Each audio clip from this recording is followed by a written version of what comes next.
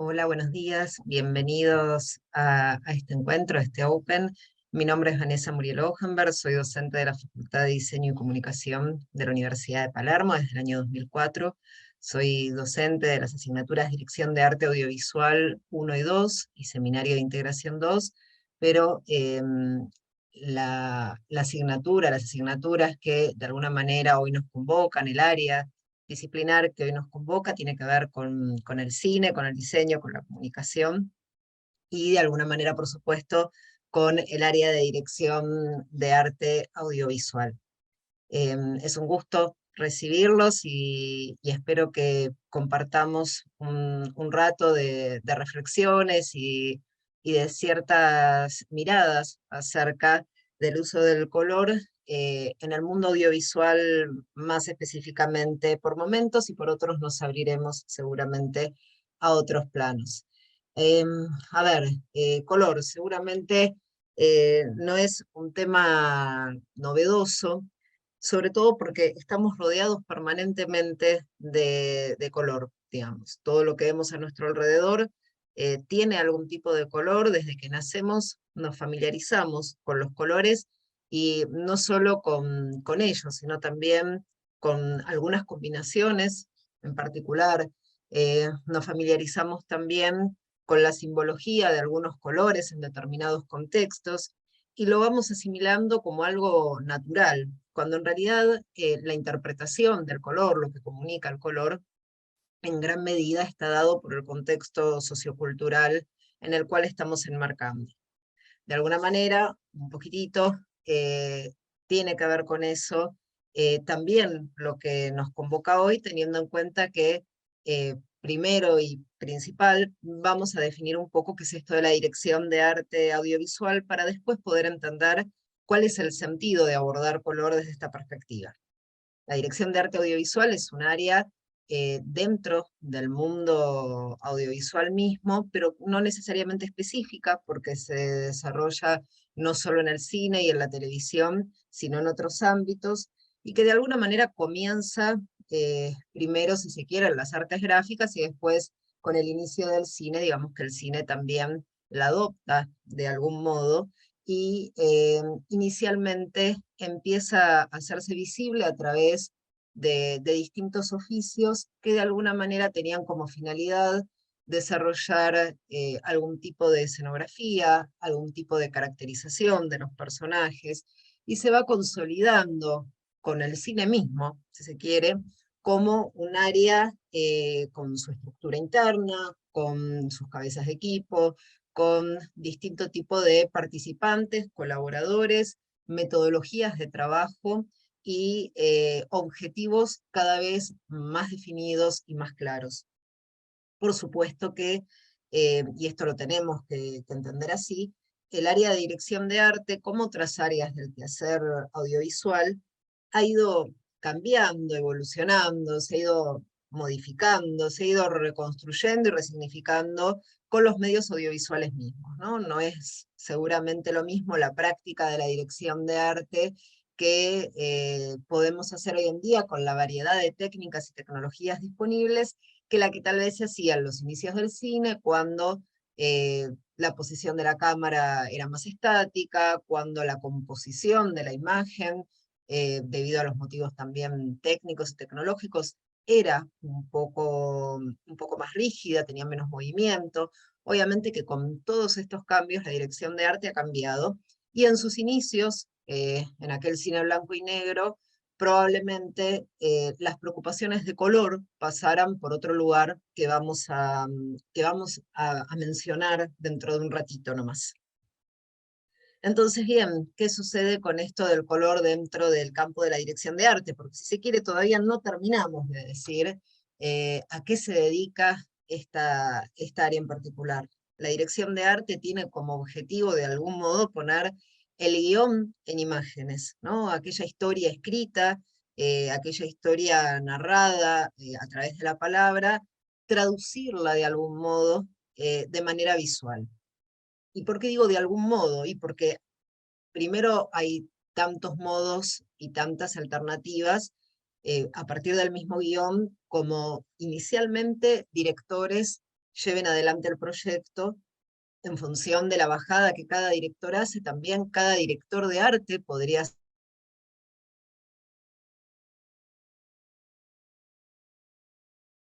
Y también, obviamente, hay otros factores que no debemos negar ni omitir, que tienen que ver, por ejemplo, con el presupuesto disponible, con la modalidad en la cual este producto después se va a compartir con el público. Digamos, hoy en día no todo es cine o televisión, como en algún momento. Hoy en día tenemos cantidad de plataformas y de alternativas que abren otros universos, otros mundos, y que a veces permiten una llegada de los productos que salga de lo local o de lo regional, y que tenga un alcance mucho mayor.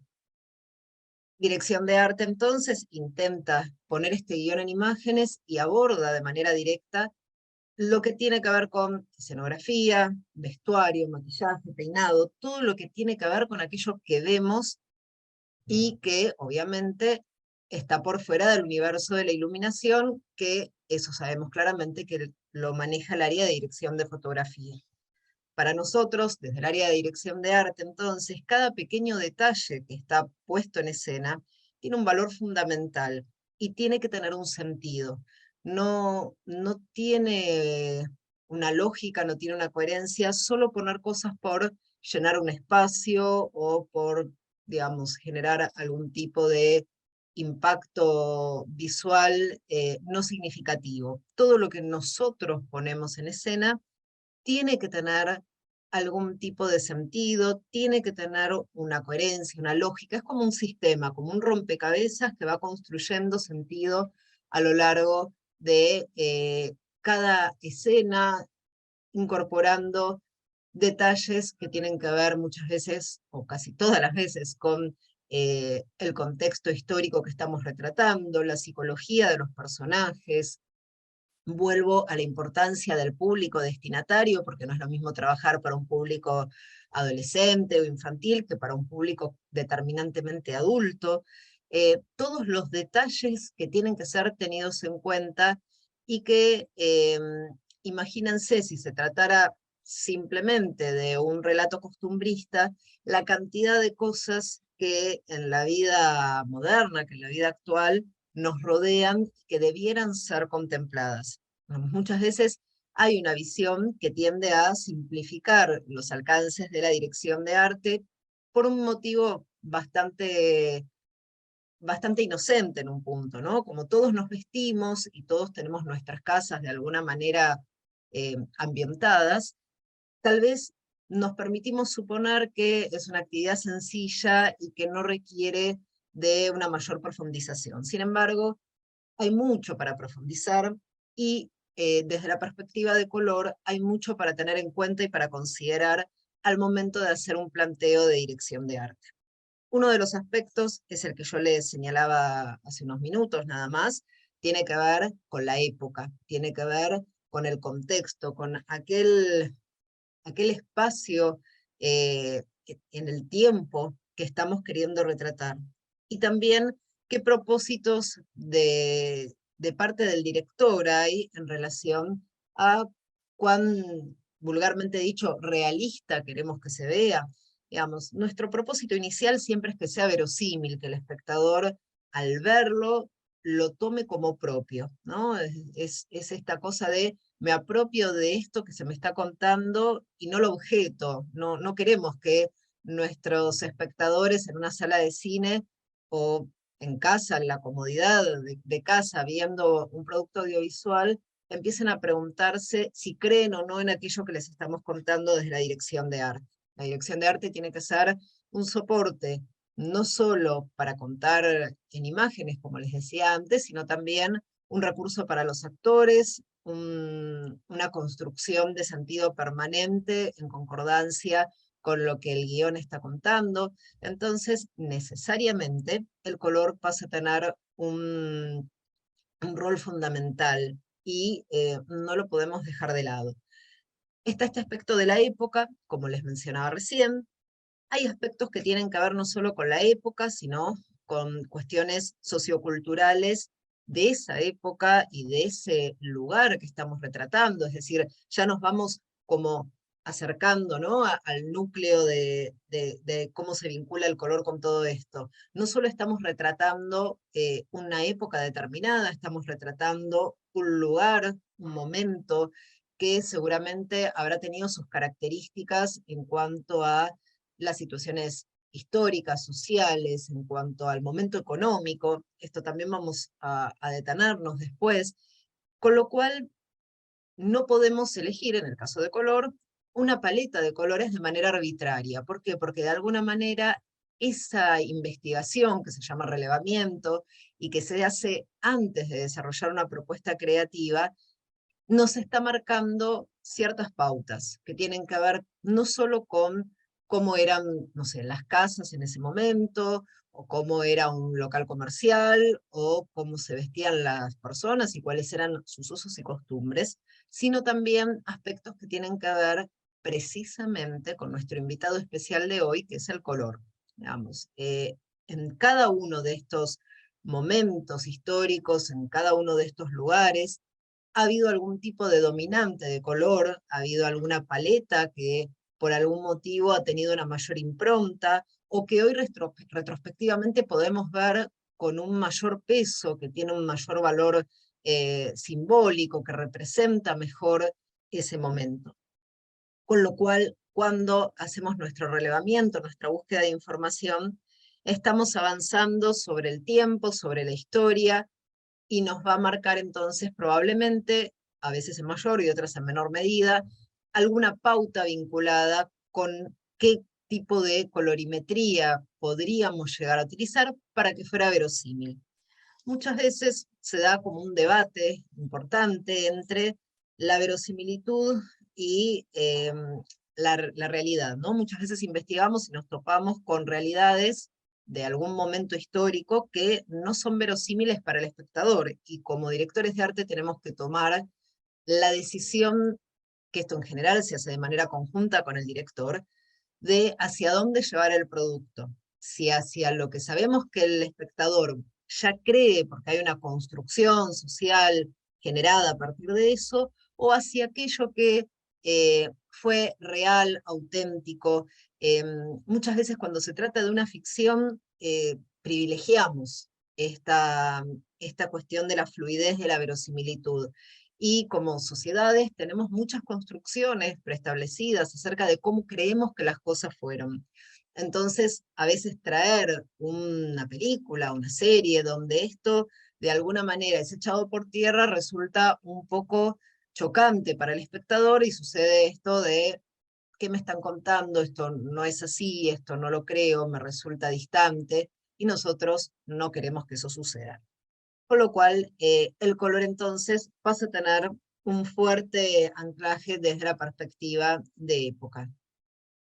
Y cuando hablamos de la perspectiva de las distintas épocas, también tenemos que tener en cuenta que el color ha sido, no en la actualidad, pero sí hasta que se surgieron los pigmentos sintéticos y se democratizó el acceso al color, ha sido claramente determinante de estatus social. Los pigmentos naturales eran carísimos, con lo cual, en general, las personas que vivían de una manera modesta utilizaban tintes económicos para sus telas, para vestirse, para sus abrigos, para su lana, para todo aquello que estuviera relacionado con su vida diaria. Entonces, eh, es muy atípico pensar en un aldeano medieval, por ejemplo, eh, utilizando, no sé, un abrigo color rojo, un abrigo azul. No es esto algo que sucediera, porque al ser todos tintes que provenían de la naturaleza, muchas veces eran muy caros. Imagínense un azul hecho a partir de lapislázuli, por ejemplo, o algún color más virado al bordó a partir de cochinillas que, digamos, eran a veces tareas como muy, muy minuciosas para lograr estos colores que muchas veces se veían solo en el clero, digamos, en los reyes, no veíamos en los colores como podemos verlos hoy, como les decía antes, ¿no? Democratizados y accesibles a aquel que quisiera usar determinado color. Con lo cual, cuando hacemos un retrato de una determinada época previa a esta instancia en la cual se democratiza de alguna manera el acceso al color, también tenemos que contemplar este detalle, ¿no? No podemos establecer determinados colores para determinados personajes. En general, los personajes más humildes, más modestos, las personas más humildes, más modestas, llegaban al color a partir del uso de tintes que los viraban siempre los colores más hacia los colores de la tierra, digamos, tal vez algún verdoso, podía ser algún azulino suave por ahí, pero en general estamos en la gama de lo que se llama colores tierras, ¿no? Los marrones, algunos un poquito más claros, otros un poquito más oscuros, pero en general era la dominante. Por eso muchas veces cuando vemos películas de determinadas épocas, parece que en cuanto a colorimetría fueran todas iguales. No, en realidad es esto que yo les decía antes, ¿no? Tenemos una búsqueda de información muy exhaustiva para hacer, donde el resultado suele ser siempre el mismo, ¿no? En determinados periodos, estos tonos tierra que están por fuera del círculo cromático, que son neutros, al igual que los grises y que el blanco y que el negro, digamos, son tonos neutros, son los que dominan cuando queremos retratar a estas poblaciones más de trabajadores, más humildes, e inclusive son colores que también se pueden ver bastante cuando estamos queriendo retratar, ya adentrados en el siglo XX, alguna imagen durante la guerra o de posguerra muy próxima a la finalización de una guerra, donde las crisis económicas tampoco permitían ciertos lujos y volvemos muchas veces ahí a esta misma colorimetría, ¿no? A los tonos de la tierra, a los tonos más naturales, más neutros, mientras que en momentos de mayor holgura y, digamos, y mayor despilfarro, aparece en escena nuevamente el color como una marca, como un indicio, ¿no? De una época de bonanza, de una época de una economía más floreciente, de repente lo podemos ver, no sé, en vestidos de noche de las mujeres, en distintos tipos de contrastes también que se van dando, porque el color no tiene un valor por sí mismo, de manera aislada, ¿no? El color es el color en su contexto, es el color en relación a los distintos contrastes que se van generando entre ellos, y también hay algunos aspectos del color que tienen que ver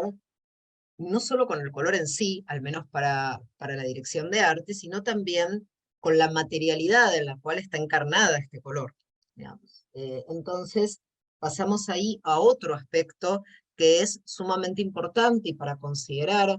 Después vamos a ver algunas imágenes muy puntuales que estuve buscando para compartir con ustedes, pero primero me parece importante que vayamos haciendo este recorrido, ¿no? Y que pensemos también en cuán distintos se ven en nuestra vida cotidiana, en aquello que ustedes tengan en este momento arriba de su mesa o arriba de su escritorio, cuán distintos se ven los distintos colores en función de los materiales y de la terminación de los materiales, porque no solo es el material, sino es la terminación del material. Y no solo es el color, el material, la terminación del material, sino que también es el grado de desgaste que ese material tenga. Digamos, no es lo mismo, por supuesto, cuando tenemos un textil que vamos a utilizar, ya sea para vestuario o para alguna cuestión escenográfica, el cual, como decimos nosotros vulgarmente, tenemos que envejecer. Entonces muchas veces tomamos ese textil y lo pasamos, no sé, por lavandina, o lo sometemos a distinto tipo de desgastes con piedrapomes, con lijas, utilizamos ciertos pigmentos, o la tierra misma, para dar una sensación o de suciedad o de mayor desgaste en determinadas zonas. Entonces, no limitamos, en el caso de la dirección de arte, el sentido o la comunicación del color exclusivamente al color, sino a esta relación existente entre el color, el material, la morfología de los distintos objetos, porque nuevamente no es lo mismo en este caso, entonces, ¿qué morfología tienen? Si hay formas más o menos caprichosas que van a juntar tierra, por ejemplo, por el paso del tiempo, o que se van a desgastar en lugares puntuales por efecto de la luz, que les da de una manera más o menos directa. Entonces, todas estas cuestiones eh, pasan a tener un protagonismo esencial al momento de tomar una decisión para una puesta en escena desde la perspectiva de la dirección de arte. Por ejemplo, eh, pensemos en que cualquiera de ustedes fuera el director de un proyecto y tiene, como sucede muchas veces con los directores, tiene como idea que un determinado personaje se vista de un determinado color. Entonces, yo soy su directora de arte y me dicen, quiero que el personaje de la protagonista en la fiesta que tienen en el hotel se vista de color bordó. Me lo plantean así. Mi primera pregunta debiera ser ¿qué bordó? Porque ustedes habrán visto, para ser, digamos así, como muy gráficos, desde las cartas de colores de las pinturerías hasta si usan Photoshop o cualquier programa de diseño, la infinita cantidad de variantes que hay de cada color. Con lo cual, primero tendríamos que definir de qué bordó estamos hablando. Pero supongamos que ya lo tenemos definido. Y ahí entra el material a jugar. Porque yo podría plantear, digamos, vamos a ver con la luz que yo tengo acá, seguramente ustedes lo verán, digamos, un poquitito alteradito, pero, digamos, yo puedo decir, sí, este bordó, una tela que no es muy translúcida, que no tiene textura, que es más bien plana. Lo distinto es el efecto, yo digo, este bordó. Los dos, sí, son prácticamente el mismo color. Sin embargo, una es una tela que no presenta ningún tipo de textura, ni adorno, ni bordado, y que tiene un tipo de caída y un tipo de característica particular. Y esta otra es una tela también del mismo exacto color, pero que es transparente, que tiene un bordado, que tiene cierto brillo, y que va a generar en cámara un efecto totalmente diferente, que va a contarle a nuestro público algo totalmente distinto que lo que hubiera contado la tela que mostramos con anterioridad. Y después tendríamos, si quisiéramos, una tercera opción, de una tela translúcida, también bordó, pero sin ningún tipo de bordado o de ornamentación, digamos, con lo cual las tres son del mismo color, exacto. Sin embargo, al momento de plantear en la puesta en escena, no están contando lo mismo, lo que refuerza esto que yo les decía recién, acerca de que el color no tiene un valor absoluto, por así decirlo, sino que tiene un valor relativo en relación a los otros colores, a los distintos valores, a las distintas tonalidades y también a los distintos contrastes que se van dando a los materiales, y no solo a los materiales textiles, ¿no? Yo recién les mostraba un textil porque era como un muy buen ejemplo para ver que el color no tenía un valor por sí mismo. Podríamos plantearnos otros materiales y otros elementos que podrían ser parte de la utilería de una ambientación, por ejemplo. Entonces yo podría plantear, no sé, habitación niño y decir que hay un juguete de un muñequito, no sé, y plantear que va a ser color rojo. Y yo podría tener este muñequito, tiene la pancita amarilla, no es rojo puro, pero digamos, es de un peluche, es algo suave, la luz trabaja de una manera en particular. También podría tener este muñequito, que ya de por sí, por el tipo de textil, tira un defecto muchas veces, digamos, que se llama moiré, tira un defecto, una especie de ilusión óptica de movimiento, de vibración, digamos, y ya no es el mismo registro. Y los dos podríamos decir que son muñequitos rojos. Sin embargo, no es lo mismo no solo para el espectador, sino que es lo mismo, no es lo mismo técnicamente para todo aquello que tiene que ver con la cámara, con la luz, y no es lo mismo tampoco, y voy a insistir sobre eso, muchas veces para el actor. Digamos, yo estoy trabajando con un niño y capaz, digamos, el niño ve el peluche que es suave digamos, y como actor, como niño actor, le resulta más empático inclusive que el otro, que tal vez es de una tela más áspera o no. Pero son variables que desde la dirección de arte tenemos que tener en cuenta. Entonces, si un guión plantea interior, habitación, y describe Juancito juega con su muñeco, claramente eh, no lo podemos decidir de manera azarosa, es decir, no puede ser algo impulsivo, decir, ah, listo, ahí está el muñeco rojo.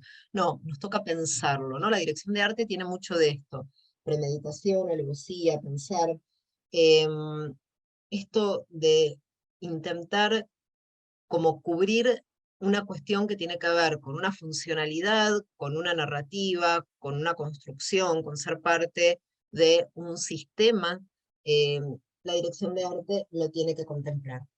Ahora bien, recién yo les mostraba las telas y decíamos que era como muy distinto, y les mostré los muñecos, y los muñecos también son de tela en realidad, así que hice un poco de trampa ahí.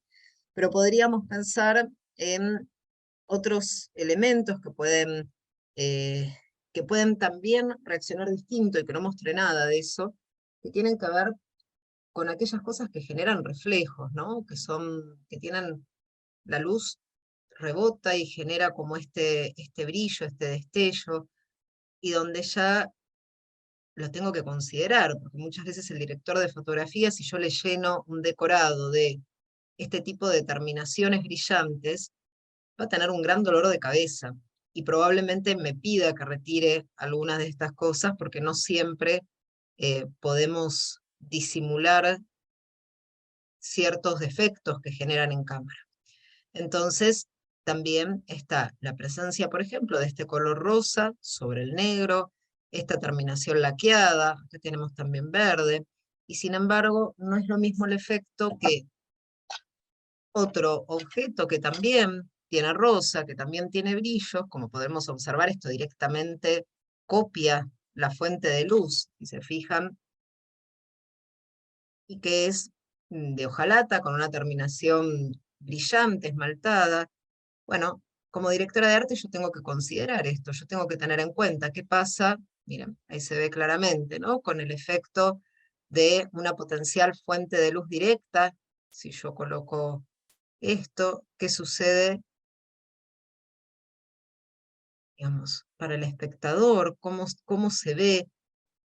Entonces ya no me quedo solo con qué es lo que estoy contando desde el punto de vista de lo expresivo, sino que también me tengo que detener necesariamente en aspectos técnicos. Entonces no solo es decir, voy a, voy a trabajar a partir de el, el material que me gusta, o que me parece lindo, o que creo que retrata mejor la época, sino es que también paso a tener que tener en cuenta qué sucede, qué pasa con las otras áreas, ¿no? Y muy puntualmente en el área de dirección de fotografía, que también tiene que poder iluminar y tiene que poder fotografiar correctamente eh, a partir de aquello que yo estoy poniendo en escena.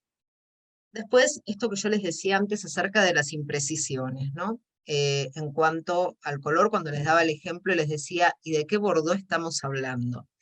Bueno, podríamos plantear, no sé, el personaje usa un anillo color verde, y estaríamos de vuelta en la misma situación. ¿Qué verde?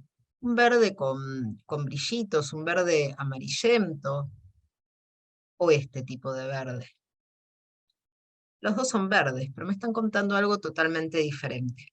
Este es el tipo de detalles que al momento de una puesta en escena, de la construcción del vestuario de un personaje, nos toca tener en cuenta, porque tienen un impacto y un efecto dominó, porque en general yo no tengo un único personaje, o no tengo un único decorado, una única escenografía, tengo distintas locaciones, donde hay distintos espacios, donde suceden distintas cosas. Entonces se da esta cuestión de tener que buscar el punto de equilibrio, de no solo qué colores voy a poner en escena, sino qué color va a ser dominante, qué color va a funcionar como un acento, en qué materiales, con qué texturas. Eh, Todas estas cosas que parecen realmente como, bueno, no es para tanto. Sí, es un montón de detalles que hay que considerar. Em, Se me ocurrió para compartir con ustedes también algo que suelo hacer en mis clases, que es a veces compartir, como estuve haciendo hasta recién, con cosas que capaz tenemos en casa y detenernos a ver esas cosas fuera del hecho audiovisual, porque muchas veces ya cuando las vemos en una puesta en escena de una película ya está procesado y elaborado todo por un director de arte o por un equipo de dirección de arte que estuvo en todos estos detalles, a veces con mejor o peor desempeño dependiendo de la situación. Pero a veces es interesante detenernos en aquellas cosas que tenemos al alcance para ir entendiendo y dándole una dimensión a esto que tiene que ver con el color y su impacto y el impacto potencial al momento de hacer una elección, porque obviamente como directores de arte cuando estamos eligiendo, cuando estamos buscando cuáles son las distintas piezas que serán parte de nuestra propuesta, no vamos y resolvemos todo el mismo día, ni lo resuelve una misma persona, ¿no? Es decir, se desarrollan distintos paneles llamados artbooks, donde se plasma en papel o de manera digital la propuesta, se acuerda con el director y a partir de ahí esa propuesta se transforma en una especie de mandamiento para que todos los integrantes del área puedan producir aquello que se acordó con el director. Por supuesto que ahí juega un rol sumamente importante considerar esto que yo les decía recién acerca de, no digo es color verde, tengo que establecer de qué verde estoy hablando. No digo más o menos clarito, no, establezco qué valor, qué características, porque eso va a permitir que la producción del proyecto vaya encaminada toda en una dirección coherente. Entonces, cuando vamos a elegir distintas piezas de este rompecabezas de la dirección de arte, por supuesto que tenemos que tener presente lo que se definió en este artbook, lo que autorizó dirección, y obviamente aquello que autorizó dirección y tenemos en estos paneles, ya pasó por el filtro este que yo les mencionaba al inicio de la charla de buscar información acerca de la época, información acerca del lugar, de los usos y costumbres, de los recursos. Toda esta etapa del relevamiento ya la hemos superado, porque es previa a hacerle una propuesta al director. Yo no puedo hacer una propuesta sin haber investigado acerca de estos aspectos, que como verán no se limitan solo a color. Hoy hacemos como centro, hacemos hincapié en color, porque es de alguna manera el tema convocante, pero lógicamente tenemos que considerar que esta investigación, esta búsqueda de información, tiene que ver con todo aquello que puede impactar en nuestra propuesta. Con lo cual, no nos quedamos nada más que buscando información para poder fundamentar nuestras decisiones en cuanto a colorimetría, sino que la búsqueda de información es en general y vuelve a tener un gran protagonismo esto de la relación entre color, material, envejecimiento, ¿no? De los distintos elementos que van a conformar nuestra propuesta. Algo donde se puede ver, y acá le robo un poquito al diseño editorial, si se quiere, donde se puede ver muchas veces un momento esencial, ¿no? de una narración, y que también lo vemos muchas veces cuando vemos las gráficas que promocionan algún tipo de programa o de estreno cinematográfico, digamos que es esta posibilidad de capturar en una única imagen mucho de lo que queremos contar, ya sea a lo largo de, no sé, 10 capítulos de una serie, 90 minutos de una película, un libro en el caso de los ejemplos que yo les voy a mostrar ahora, pero nuevamente creo que se da como un ejemplo interesante para observar desde lo que tiene que ver con las concordancias de color, con las armonías, con la colorimetría, y esta posibilidad que también le dejamos como directores de arte a quienes después van a trabajar desde el punto de vista del diseño gráfico, de las campañas de difusión, de los proyectos en los que de los que participamos, en los que estuvimos involucrados, le estamos dejando también a estas áreas algún tipo de material para que después lo retomen y lo trabajen. Entonces, nada, se me ocurrió, por un lado, buscar este ejemplo de este libro, digamos, son todos cuentos de los hermanos Grimm, son cuentos infantiles, y sin embargo, digamos, hay una gran economía de recursos, eh, es- está, digamos, la dominante es de pocos colores, digamos, hay rojo, hay turquesa, dos valores distintos, y después trabajamos con los neutros, tanto para las imágenes de los niñitos como para la tipografía, y en esta economía de recursos no se pierde expresividad, ¿no? Digamos, está pensado de manera tal que trabajando con una cantidad limitada de colores, logra ser atractivo en una góndola donde hay muchísimos libros. Bueno, lo mismo debiera suceder si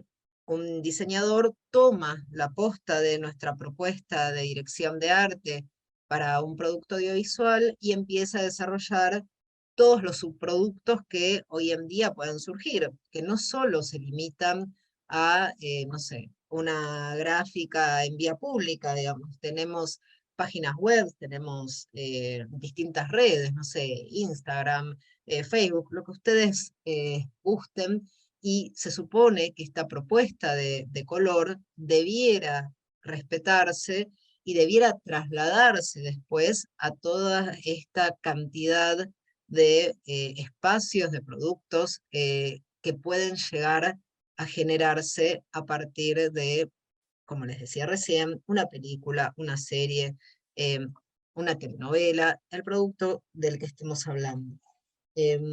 Nuevamente, en este caso, y después lo van a ver en otro ejemplo que les voy a mostrar, eh, tenemos esta cuestión, ¿no? El libro de la selva, y otra vez, economía de recursos, esta parejita tan habitual del rojo y el verde, que son complementarios en el círculo cromático y que se suelen utilizar en muchísimos casos, en muchísimos productos con distinto tipo de finalidades, y nuevamente una composición que debe mostrar un momento esencial. En una sola imagen debo lograr atraer, en este caso, al lector. ¿Por qué les muestro esto? Se los muestro también, de los motivos que les daba anteriormente, se los muestro también porque hay una gran diferencia entre el trabajo con color en una imagen temporalizada y en una imagen no temporalizada.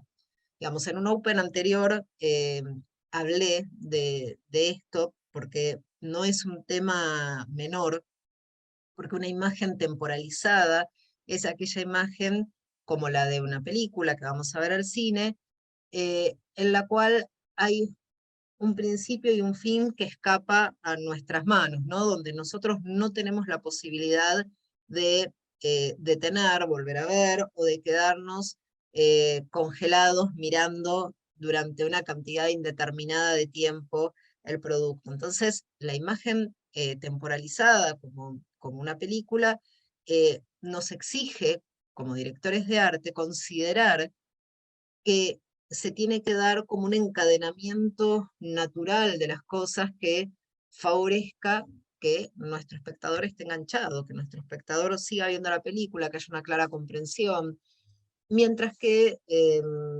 la tapa del libro, un cuadro, cualquier producto cuyo tiempo de exhibición está regido más por nuestra voluntad que por la del producto en sí mismo, tiene como otras reglas y otras posibilidades.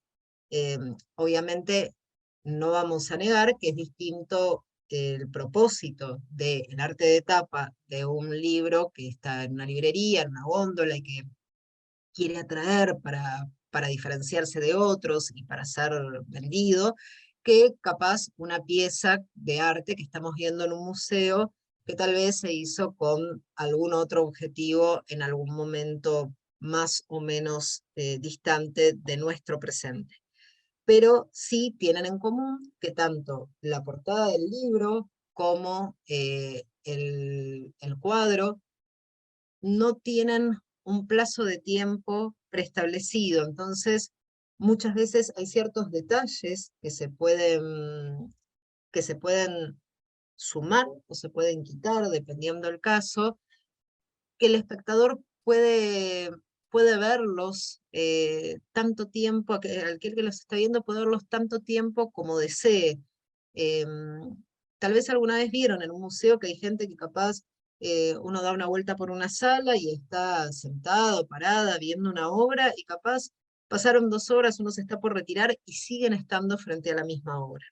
Digamos, esto es algo que nos permite la imagen no temporalizada y que es muy distinto a lo que permite un producto, sobre todo cinematográfico, ¿no? Hoy en día tenemos más posibilidades que, no sé, que hace 15 o 20 años atrás, de detener en distintas plataformas, de detener aquello que estamos viendo, poder volver, ir, venir, dejarlo, retomarlo. Eso ha cambiado mucho en los últimos años y creo que sí queda como el cine, como este espacio, este reducto, donde si yo voy al cine sé que la película empieza en horario, termina otro, y todo lo que hay para ver y para sentir y para comprender será en el transcurso de ese periodo de tiempo. Entonces, esto también impacta sobre todas nuestras decisiones desde la perspectiva de la dirección de arte, pero también impacta mucho sobre el color. Porque yo, por ejemplo, no podría vestir a 2 personajes antagónicos, salvo que hubiera algún sentido desde el guión, con el mismo color, o con una paleta muy similar. Porque corro riesgos ahí de que haya algún tipo de superposición, de confusión, de, de duda en algún momento acerca de quién es quién. Puede ser que yo quiera generar esta confusión, que yo quiera que mis espectadores duden. Bueno, en ese sentido, entonces, ahí sí, lo hago, pero con premeditación, pensado, calculado. Pero si no, estoy corriendo como un gran riesgo en ese sentido, porque estoy planteando a 2 personajes que, digamos, son el yin y el yang, tal vez, los estoy planteando desde una misma perspectiva de color. Tal vez ustedes ahí del otro lado estén pensando que esto solo lo haría algún diseñador de vestuario o algún director de arte un poco incompetente. Bueno, tendría que decirles que no siempre la incompetencia es la que nos lleva a que se den ese tipo de errores. Digamos, muchas veces sucede que tal vez se le asigna una determinada paleta de colores, una determinada clave a un actor, a un personaje, porque no es al actor, es al personaje, y tal vez después surge que hay otro actor que pide esos mismos colores y para generar algún tipo de armonía en el momento del trabajo en equipo, tal vez esto se le concede sin calcular que después estos 2 personajes se pueden pisar, se pueden superponer uno al otro, que se puede generar un efecto no deseado de una confusión. Digamos, esto suele y puede suceder. ¿Cuándo más puede suceder esto y que a veces es muy contraproducente? Bueno, la relación figura-fondo, ¿no? Que no es solo del mundo audiovisual. Digamos, ¿qué pasa cuando estamos trabajando sin el suficiente contraste en cuanto a colores, a texturas, en relación a la figura fondo. Y a veces sucede que no recibimos toda la información que necesitamos acerca de una determinada locación, por ejemplo, un espacio dado que no se puede alterar, que no se puede modificar, y traemos personajes que van a estar vestidos en una paleta de colores que de repente no hace suficiente contraste. En este momento, ustedes que están del otro lado también podrían preguntarme, bueno, ¿y por qué no los cambian? Y listo, ¿no? Digamos, uno le pone otro vestuario. A veces se puede hacer esto, pero a veces venimos arrastrando lo que se llama una continuidad, es decir, venimos de una escena anterior en la cual el personaje ya viene con este vestuario, o ya hicimos una escena posterior, porque como ya saben, el rodaje no es ordenado, digamos, no se hace, digamos, de manera cronológica, digamos, es como una coctelera muchas veces, donde a veces se hace primero el final, después el principio, después escenas intermedias, con lo cual tal vez ya hicimos escenas posteriores en las cuales estos personajes ya estaban caracterizados, ya estaban vestidos, ya tenían su cambio de vestuario, y no podemos modificarlo porque ya está hecho, y hay que después, en la postproducción, hay que poder pegar en continuidad directa una cosa con la otra. Con lo cual, eh, imagínense que el tema del color sigue pisando fuerte, ¿no? Y sigue de alguna manera justificando los motivos por los cuales eh, tenemos que pensarlo y tenemos que reflexionarlo y nos tenemos que detener en las distintas posibilidades que el color brinda. Eh, a ver, vamos a compartir eh, unas imágenes. Perdón, acá veo que Valentina Cárdenas me había preguntado si la terminación también afectaba el color, ¿no? Que era esto un poco que comentábamos antes. Sí, Valentina, la terminación afecta el color, porque aparte es esto que veíamos antes en los ejemplitos que yo les mostraba, ¿no? Si es más brillante, hay un registro distinto del color. Yo les había mostrado este florerito, por ejemplo, y en algunas partes del florero, por su morfología, no solo impacta la luz, sino que se ven reflejadas algunas cosas del entorno, casi un efecto espejo, si se quiere. Entonces esa terminación hace la diferencia. También estoy viendo de cosas que tengo acá cerca como para poder mostrarte. A ver, esta pieza, que digamos, es madera, digamos, hay una parte que es la madera natural, que está lustrada, porque es la madera con su veta y sus características, y después tenemos una parte que está pintada, y es distinta la percepción que tenemos, la terminación eh, hace a la diferencia, sobre todo por la luz, ¿no? La luz o la ausencia de luz, porque también podemos jugar con esto, ¿no? ¿Qué pasa? Porque hasta ahora venimos hablando de la presencia de luz, pero ¿qué pasa cuando capaz tenemos menos luz y de repente ahí sí, a veces las cosas que tienen un poquito de brillo nos ayudan a recortarse mejor cuando tenemos menos luz? Si bien nos vuelven un poco locos cuando eh, tenemos una fuente de luz directa, a veces cuando tenemos menos cantidad de luz o una luz más difusa, ese brillo a veces nos ayuda a recortar. Pero sí, la terminación siempre hace a la diferencia, y siempre la tenemos que considerar, porque viene como en este paquete de sensaciones que vamos transmitiendo. Y bueno, ¿se acuerdan que yo les había mostrado la latita esta también? Y habíamos visto qué pasaba con la luz en relación al brillo y demás. Y de repente, no sé, yo tengo esta cajita que es de cartón, y fíjense también, ¿no? Si bien no es brillante, a veces engañan estas cosas. Que fíjense cómo vulgarmente decimos, si la fuente de luz está directa y no hay ningún tipo de tamiz, cómo se quema esta imagen. En realidad tengo acá lleno de cajitas como esa de té, porque una de las cosas que también siempre hago es mostrarles, por ejemplo, cuántos verdes distintos podemos tener en una misma composición, y esto que pasaba con el ejemplo de las telas, ¿no? Con el ejemplo del bordó. Yo digo el bordó, digo el verde, y cuántos verdes y cuántos bordó hay, y en qué está pensando cada una de las partes en ese momento. Entonces, sí, las terminaciones, y aparte, ¿sabes también en qué inciden las terminaciones? Que cada material nos permite, o no, porque hay algunos que no permiten mucho, trabajarlo de otra manera.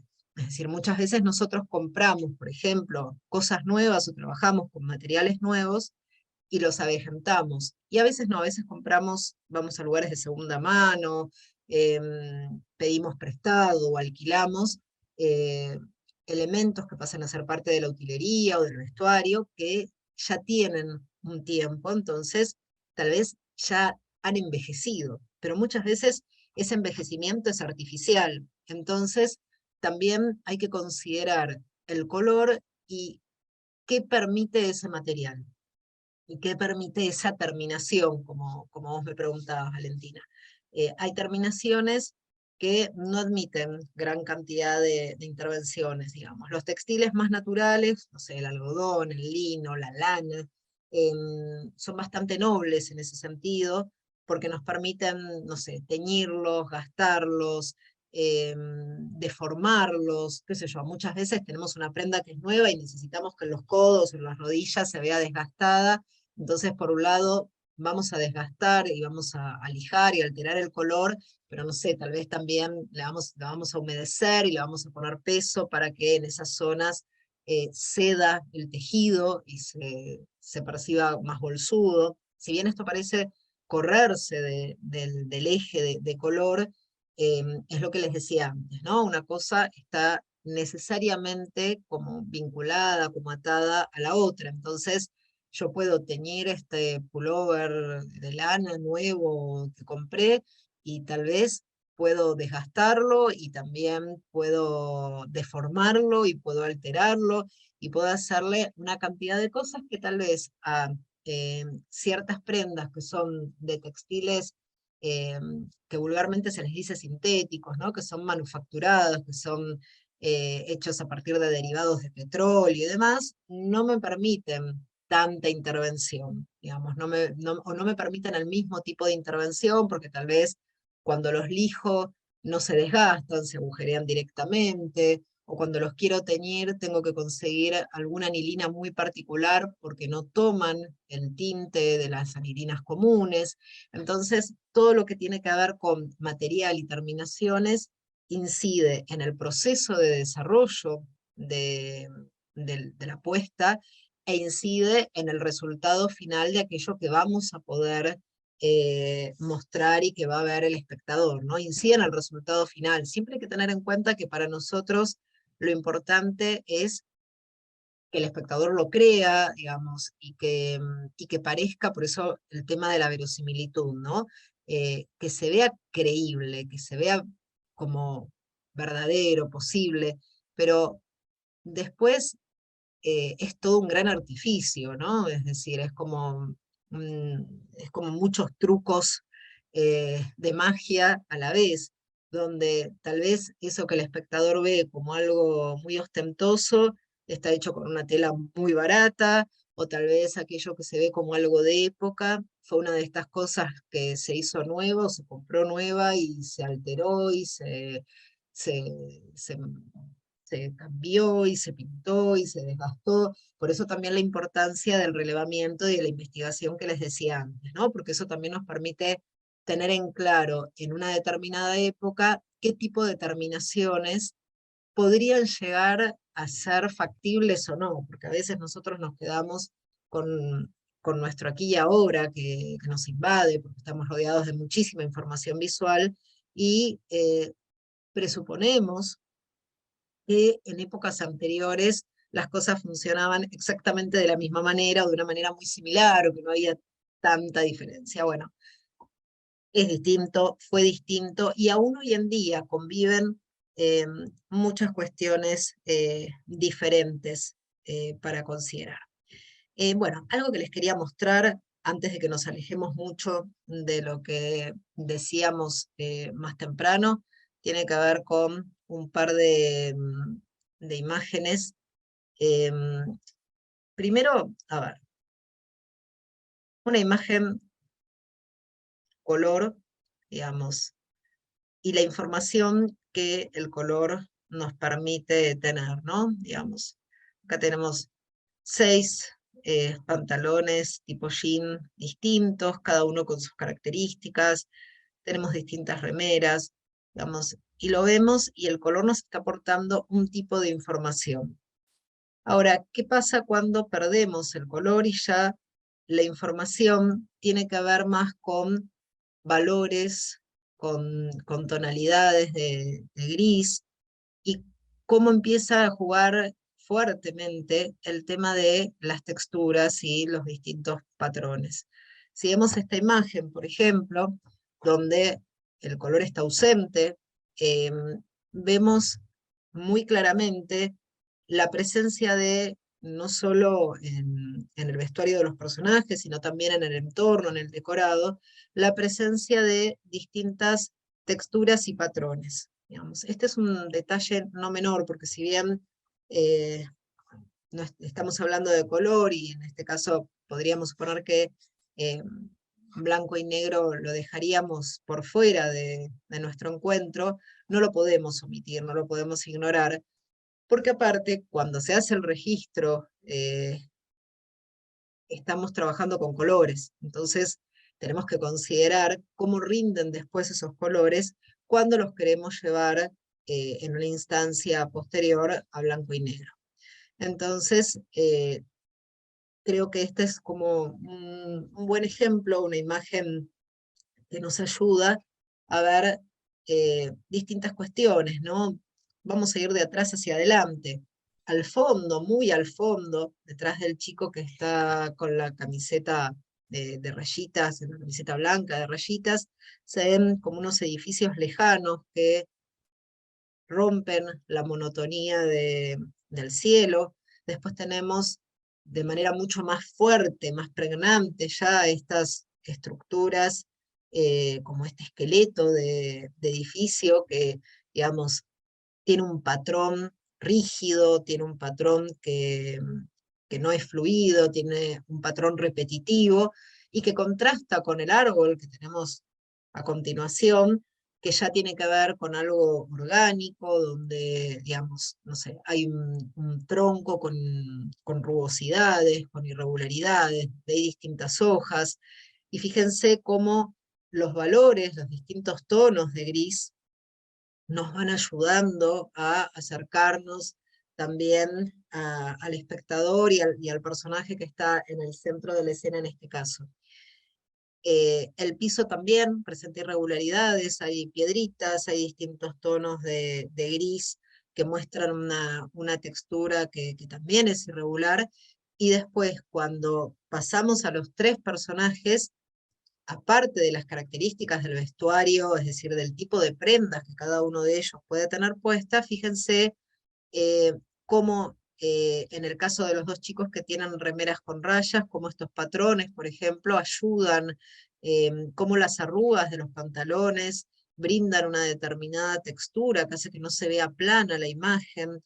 Entonces, cuando trabajamos con ausencia de color, tenemos que considerar estos aspectos también, que no sean todos los valores de grises iguales, que haya distintas texturas, distintas sensaciones, inclusive muchas veces es interesante utilizar distintos tipos de tejidos, distintas, digamos, distintas terminaciones, como hablábamos recién, que permiten que a través de brillos, opacidades, desgastes, la imagen se registre de una manera más detallada, y que solo perdamos la información del color, pero no perdamos la otra información que es importante y que es necesaria.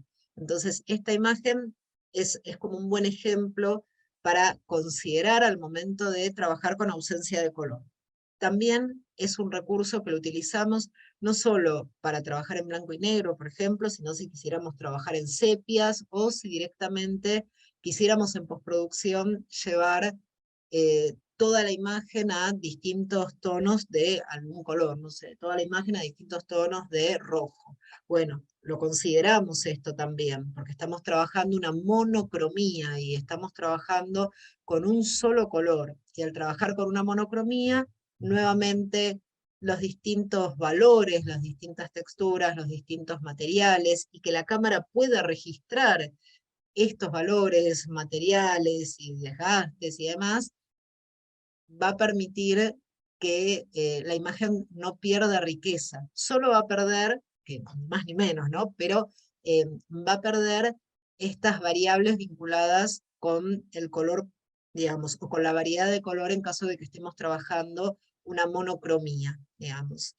No es tal vez lo más habitual trabajar una monocromía, no sé, en un largometraje, ni hablar si se trata de una serie, pero sí es bastante frecuente, por ejemplo, cuando los alumnos hacen cortometrajes y quieren experimentar, y quieren generar alumnos o no alumnos, ¿no? Digamos, pero cuando hay una búsqueda más experimental, de trabajar con otros recursos también al momento de postproducción, o cuando se quiere retratar algún momento más de tipo onírico o un flashback sin caer necesariamente en el recurso del blanco y negro, ahí sí, o del sepia, ahí sí es más frecuente que nos encontremos con alguna monocromía. Y si nos encontramos con alguna monocromía, bueno, tenemos que considerar qué es lo que esta monocromía nos está de alguna manera permitiendo y qué nos exige también para que funcione después al momento de la puesta. Bien, a ver, algo más que quería compartir con ustedes. Bien, antes de pasar a ver otros ejemplos, em, vamos a, vamos a ver una presentación que suelo compartir cuando hablamos de color, precisamente eh, por esto que les comentaba antes, ¿no? Acá tenemos escala de grises, lo vimos recién cuando veíamos los ejemplos de las distintas fotos, la de recién con sus texturas y sus patrones, la anterior que la vimos en color y en blanco y negro. Digamos, esto también es una imagen proveniente de un libro, pero muestra muy claramente, ¿no?, cómo los distintos valores de gris van contando y de qué manera podemos ver a través de los distintos valores de gris y qué tipo de atmósfera se genera. Hay una cuestión que para la dirección de arte es vital, que tiene que ver con la atmósfera anímica, con el tono emotivo, qué tipo de atmósfera estamos generando. Digamos, sabemos que en lo que tiene que ver con estas escalas, son infinitos los matices que podemos trabajar. En este caso, fíjense, tenemos la misma imagen que a color. Lo que yo hice fue esta imagen pasarla a blanco y negro. Bueno, esta es la imagen original, en color, con una gran economía de recursos. No llega a ser una monocromía, pero sí hay un color dominante que tiene que ver con estos celestes, y después hay, digamos, algunos amarillos que están ahí como complementando, pero de tipo dominante, por eso hablamos de economía de recursos, hay un color que en este caso es el azul. No es una monocromía como planteábamos recién, pero sí hay una dominante, y es interesante explorar, bueno, qué tipo de efecto esta dominante me está permitiendo generar.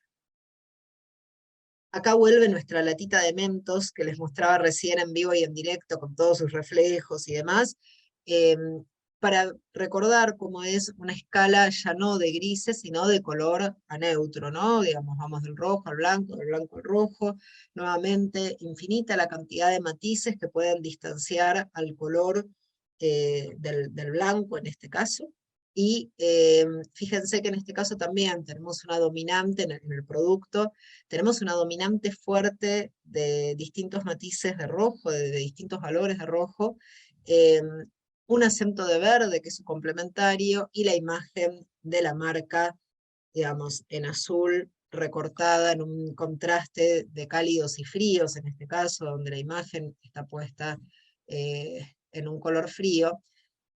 Y si esto, a ver, ustedes me dicen, ¿para qué lo estamos mirando? Bueno, imagínense que somos los directores de arte de una publicidad de Mentos, de este producto puntualmente, y la empresa nos da la latita para que empecemos a trabajar nuestra propuesta a partir de esta paleta de colores, porque quieren que toda la publicidad tenga esta paleta de colores y en este tipo de composiciones, es decir, donde los rojos dominen, donde haya fuerte presencia del rosa, donde el verde sea un acento, al igual que, bueno, que el blanco, y que el azul esté preservado exclusivamente para la marca. Y esto puede suceder. Entonces, muchas veces nosotros comenzamos nuestro trabajo a partir de un producto concreto, de un elemento, o capaz a veces viene el director y te dice, mira, yo quiero que, no sé, tal escena se trabaje a partir de este objeto que quiero que sea parte de la utilería y quiero que toda la colorimetría ronde en torno a esto. Entonces muchas veces nosotros comenzamos nuestro trabajo ya teniendo una pauta dura, digamos, una pauta preestablecida. Acá vuelve el librito que les mostraba recién, lo podemos ver más detenidamente, nuevamente, este contraste de complementarios, de verde y de rojo. En este caso, el acento del negro es fuerte porque son todas las imágenes, y en términos cuantitativos lo que domina es el verde. En términos de protagonismo, ¿no? En cuanto a lo narrativo, cuánto el negro, que nos permite ver a los personajes, a los animalitos y demás, cuánto suma y cuánto aporta en este caso. Fíjense nuevamente, en este caso hay un contraste de un complementario, que es el rojo y el verde, y vamos del color, que es el amarillo, al neutro, pasando por todos estos verdes que se generan cuando empezamos a mezclar amarillo con gris o amarillo con negro. Bien, nuevamente, ¿no? Contraste complementario, contraste de color en sí mismo. Fíjense en esta imagen, otra vez la dominante es este amarillo, que tiene unas veladuras como medio grisadas también.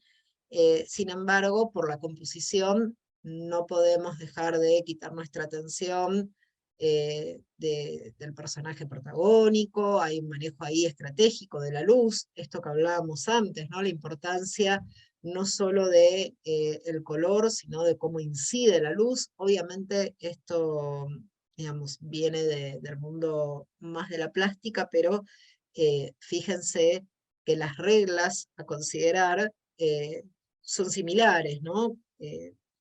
Dominantes de colores, texturas, neutros, los distintos contrastes. Acá vamos de complementario a complementario, del naranja, de la remera, al azul de la pollera, y también tenemos lo que se llama contraste de color en sí mismo, que es cuando tenemos tres colores cualquiera, en este caso amarillo, naranja y azul, en algún tipo de composición generando un contraste muy vibrante. Este contraste, el contraste de color en sí mismo, cuando más se potencia es cuando usamos los tres primarios. Y ojo que estoy hablando de primarios y secundarios pigmento, ¿no? No luz, digamos. Estoy hablando de rojo, azul y amarillo como nuestros primarios. En este caso no estamos hablando de los contrastes dados por color luz.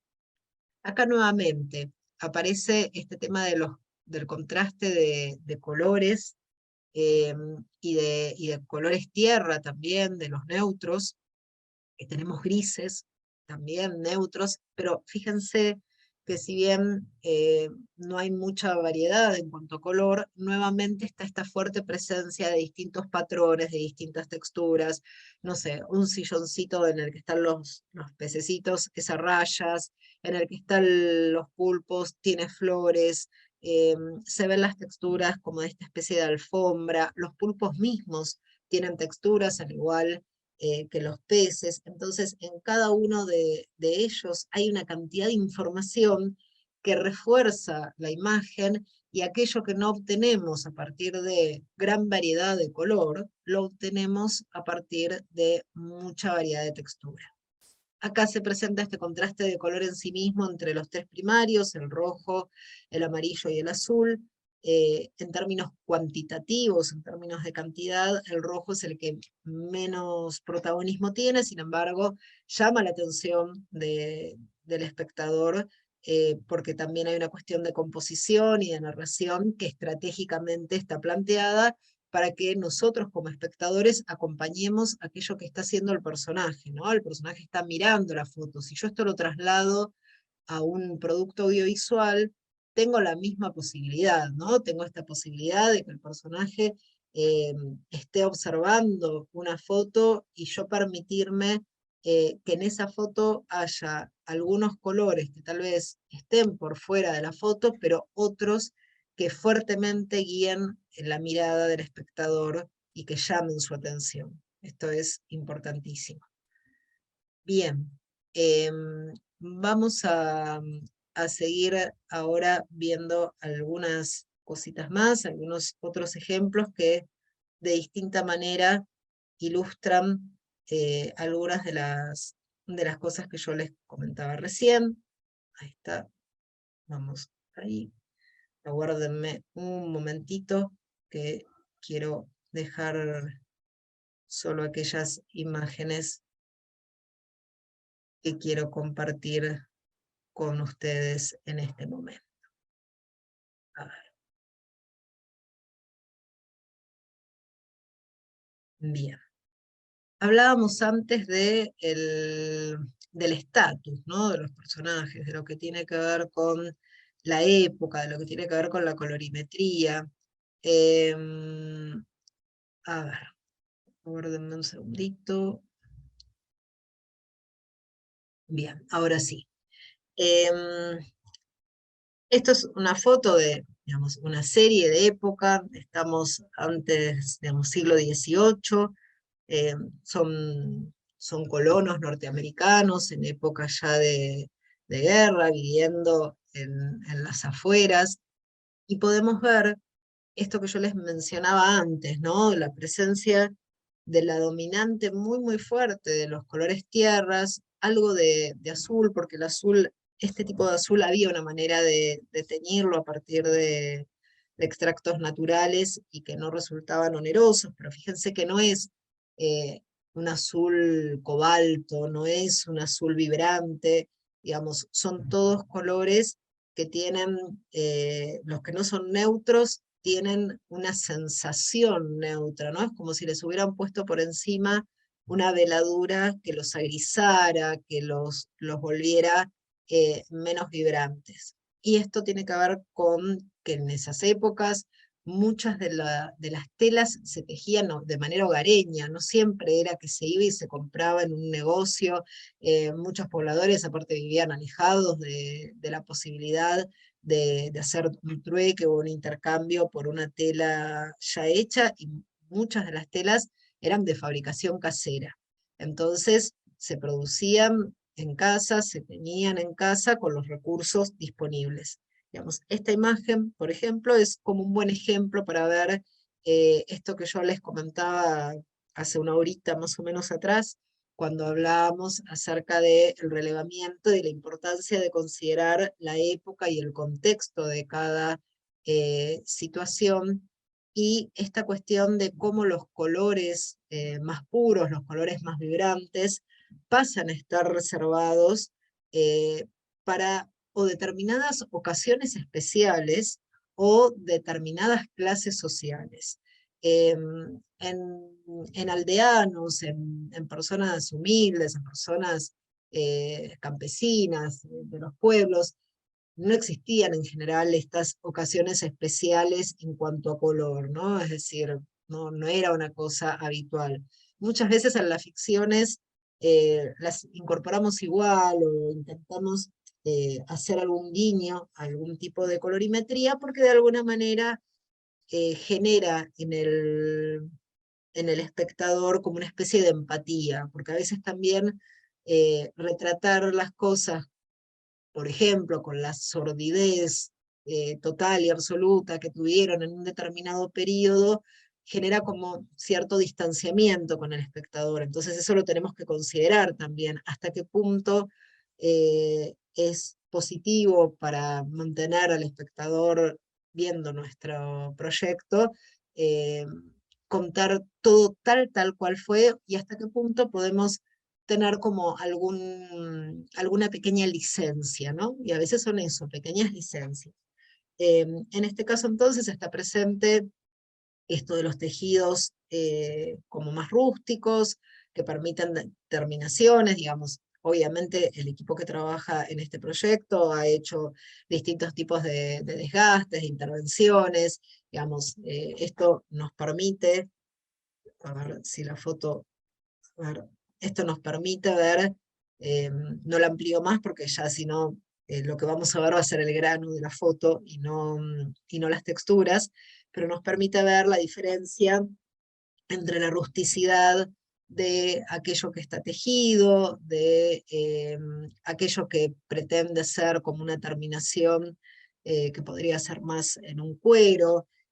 También, digamos, nos permite ver detalles como los botones, que ahí yo creo que también hay tal vez algunas licencias. Los botones eran muy caros, digamos, si no se hacían en casa, eran muy caros, entonces también a mayor cantidad de botones muchas veces era mayor estatus. Entonces, como ven, no solo del color se trata en todos estos casos. Y ahora lo que les quería mostrar es una imagen de la misma serie que hace como un compilado de una serie de vestidos que este personaje usa en una de las temporadas, en las que de alguna manera está muy próxima a la corte de uno de los Luises en Francia, y entonces, fíjense acá sí, estalla todo el color.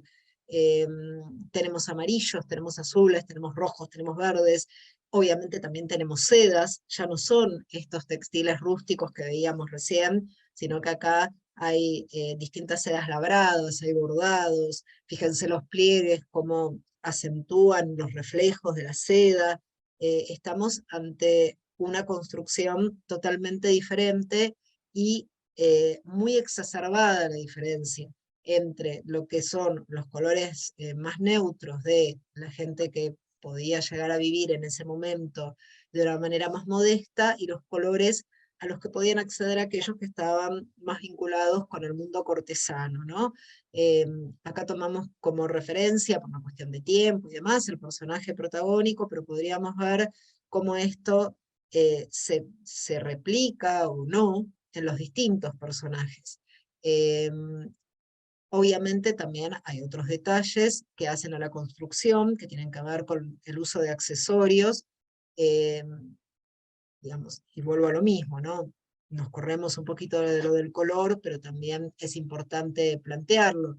Tenemos en este caso uso de distintos accesorios que claramente nos muestran, en el caso del vestido rojo, que el personaje, no sé, tiene un abanico, que el personaje tiene aros que parecen engarzados con piedras preciosas, que son de grandes dimensiones, o en el caso del vestido verde, podemos ver lo mismo, digamos, un gran dije, peinados importantes, que obviamente no se asemejan a los peinados más pueblerinos, o en el caso del último cambio de vestuario, que es en un exterior día, digamos, vemos el sombrero de un ala muy ancha, con flores que combinan con las flores del estampado de la ropa. Hay presencia de guantes, son guantes lujosos, guantes de cuero, no son guantes de trabajo. Todos estos detalles, obviamente, que generan una percepción que va, digamos, articulándose con lo que son todas las decisiones de color. Pero no podemos ignorar que hay una apuesta fuerte por el color y se respeta esto que yo les había mencionado con anterioridad, ¿no? El color estaba prácticamente reservado a las clases sociales más privilegiadas, más altas, y estaba muy vinculado esto con la extracción del color, y también era una manera de plantear estatus, ¿no? Esto no lo podemos negar.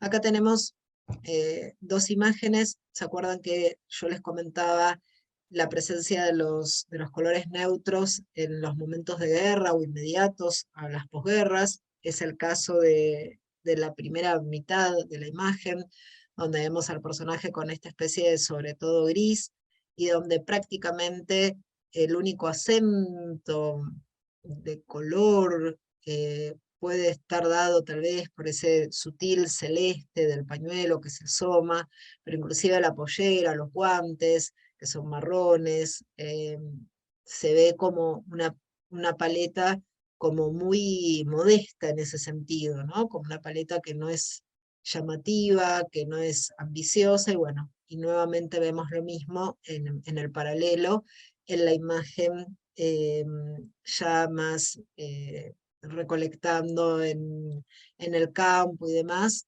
vemos nuevamente la presencia de tejidos como más rústicos, de texturas como menos delicadas que las que veíamos en la imagen de los vestidos cortesanos, y nuevamente estos colores tierras, estos colores más vinculados con la naturaleza y no tanto así con el lujo, con las piedras preciosas.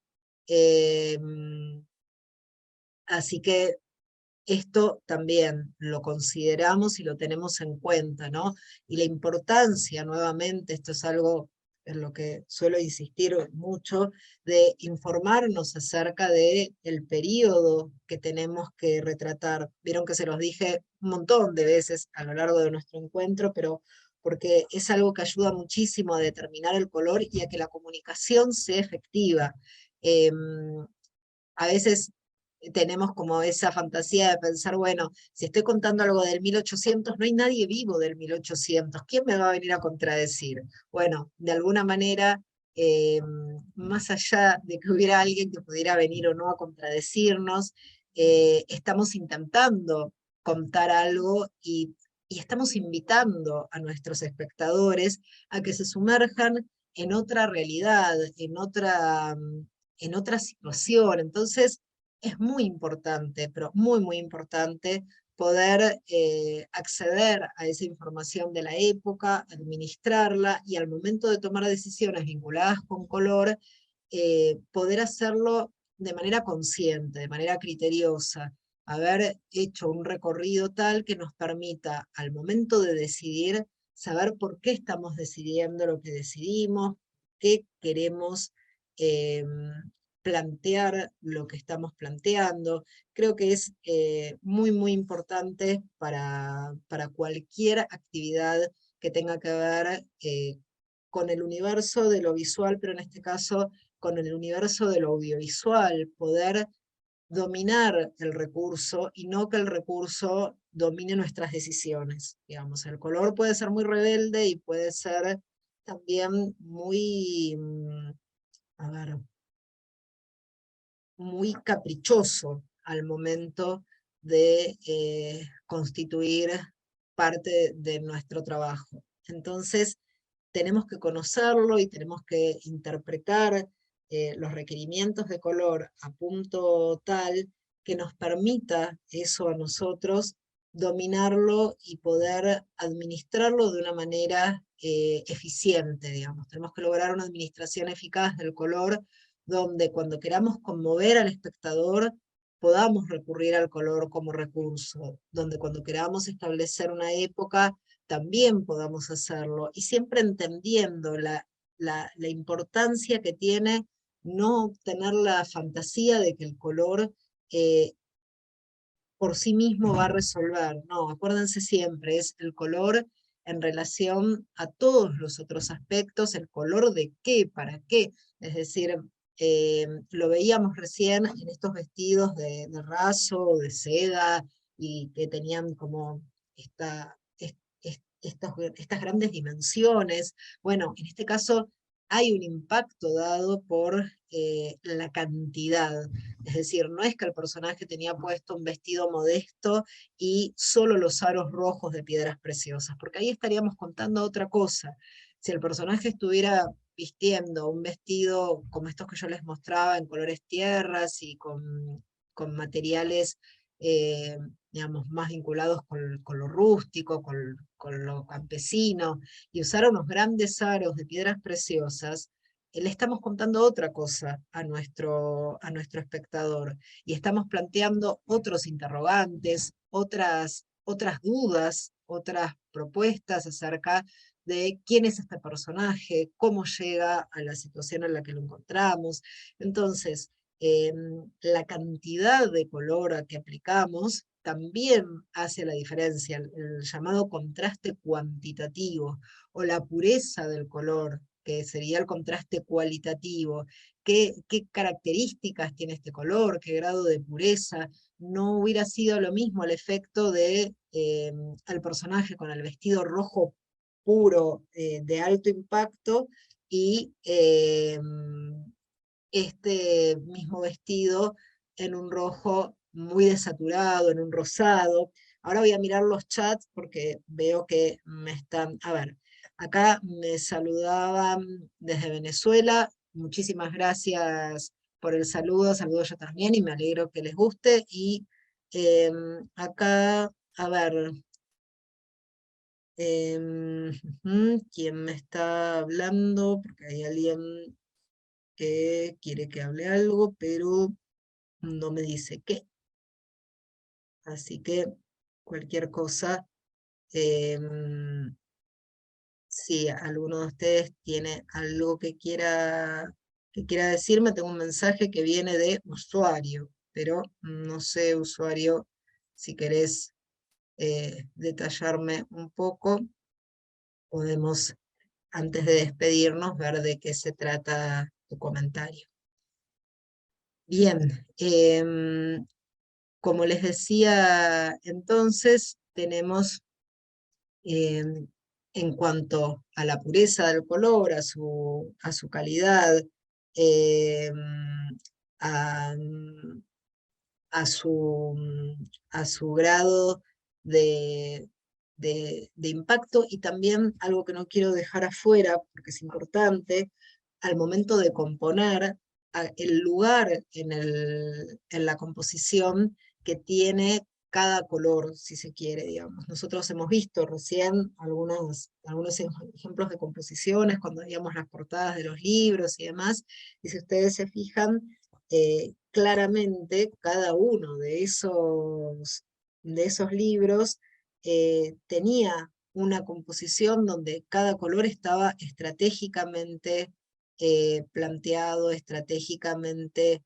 organizado, y la composición tiene que ser también pensada, más aún cuando, como les decía antes, estamos hablando de una imagen temporalizada donde nosotros no vamos a poder hacer después ciertas modificaciones. Entonces, ¿cómo hacemos para que la imagen nuevamente, la composición no sea autodeterminante, no domine y nosotros podamos dominar esa composición? Bueno, poder definir lo que refiere a color es una de las piezas, es una de las partes que tiene que ver con la composición, y con que la composición sea sumisa a lo que nosotros como diseñadores o como realizadores queremos, y no que se vaya dando de manera aleatoria o arbitraria. A ver, ¿cómo se es para foto video? No, si me aclarás, si me detallas un poquito más la pregunta, usuario, intentamos responderla antes de despedirnos. Bien, como mientras me detallan un poquito más la pregunta, a ver si puedo responderla, y antes de dar cierre y despedirnos, quisiera como volver como un poquito hacia el inicio, hacia el principio de nuestra charla, y ¿se acuerdan cuando hablábamos y yo les decía, el director me dijo Bordeaux, y entonces no sé si es este Bordeaux, o si es esta tela en Bordeaux? Bueno, tener en cuenta que los colores tienen denominaciones, a veces hay algunas variantes regionales dependiendo cada país, pero los colores tienen denominaciones y es importante que si ustedes están en el ámbito del diseño o en el campo del audiovisual, puedan también denominarlos de manera acertada y de manera profesional. Muchas veces nos encontramos con algunas denominaciones que son más casuales, más informales.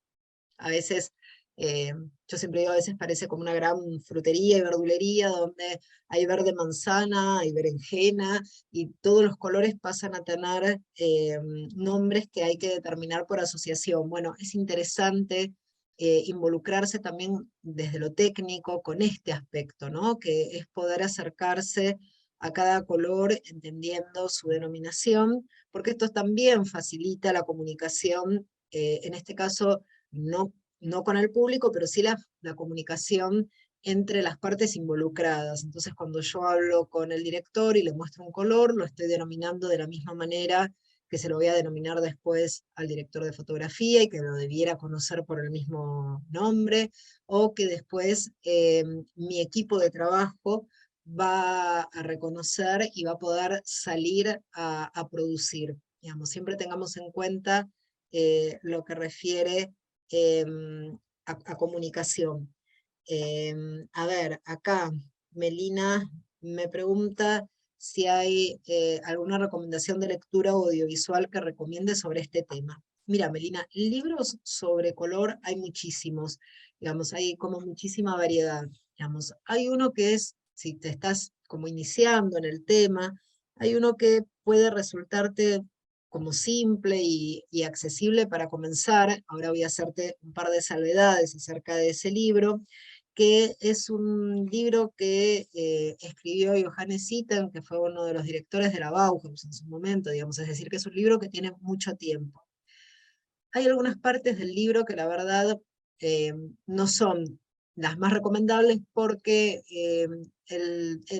nuevamente, ¿no? El contexto histórico, capaz hay algunas cosas que son como muy prejuiciosas de parte del autor, que considera que tal vez eh, nos gustan determinados colores según, no sé, color de piel, color de cabello. Obviamente que todo esto no hay ningún tipo de prueba científica y que aparte no corresponde, pero sí el apartado de ese libro que tal vez te puede ayudar es aquel que está relacionado con las distintas concordancias de colores, con los distintos contrastes de colores, donde habla del contraste de color en sí mismo, contraste cálidos y fríos, contraste complementarios. Ese apartado sí te puede llegar a servir y el texto está en PDF en español, se lo encuentra en internet fácilmente. Entonces, si querés arrancar por algún texto, tal vez podés leer ese entendiendo esto, que te lo advierto para que no te lleves una sorpresa después, que por la época en la que fue escrito, estamos hablando de una Alemania prenazi, hay algunas cuestiones ideológicas que a veces te pueden hacer ruido, pero si te centras en lo que tiene que ver con el apartado que habla de los distintos contrastes, puede llegar a ser un punto de partida para después ir haciendo exploración de otros textos vinculados con el tema. Digamos, eso podría llegar a servirte, y muchas veces con mis alumnos lo que hacemos también es trabajar a partir de este texto, porque es como accesible de la manera que está escrito, y aparte el autor en cada tipo de contraste menciona muchos ejemplos distintos, y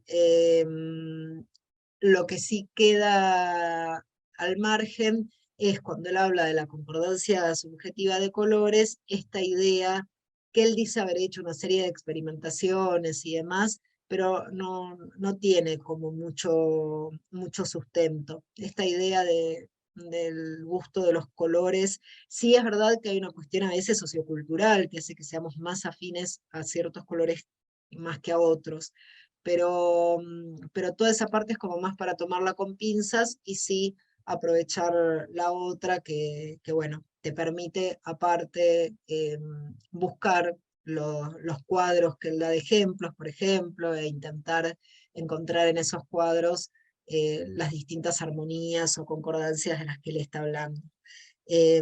Con respecto, el libro, ya te digo, digamos, te anoto ahora en el chat cómo se llama y el nombre del autor, así podés tomar nota y después ves si te interesa. Digamos, el autor, ítem, y el libro se llama Teoría del color. En general es muy fácil encontrarlo en PDF y en español, al menos acá estaba agotado y la única manera de acceder era esa. Así que tal vez podés llegar a conseguirlo de ese modo. Para quien estaba preguntando antes por la grabación, El se 4 de puede. noviembre estará disponible la grabación. Ahí está, gracias Carlos. El 4 de noviembre ya van a estar disponibles y bueno, si quieren volver a verlas o ver otras de otras charlas en las que no hayan podido participar, también ténganlo en cuenta que queda a disposición para que ustedes puedan verlas nuevamente.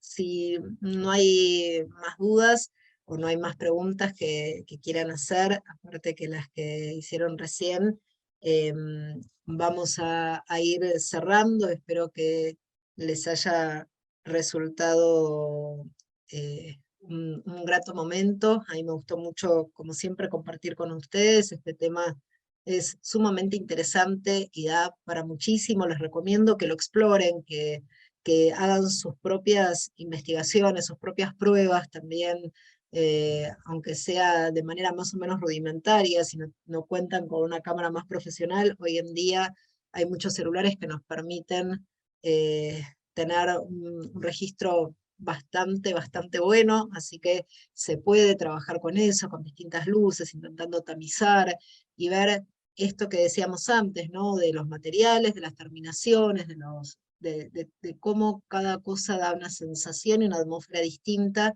teniendo en cuenta también los distintos tipos de contrastes que podemos generar, las distintas armonías. Así que bueno, me alegra mucho que a Claudia y a otros que me estuvieron escribiendo les haya gustado la charla.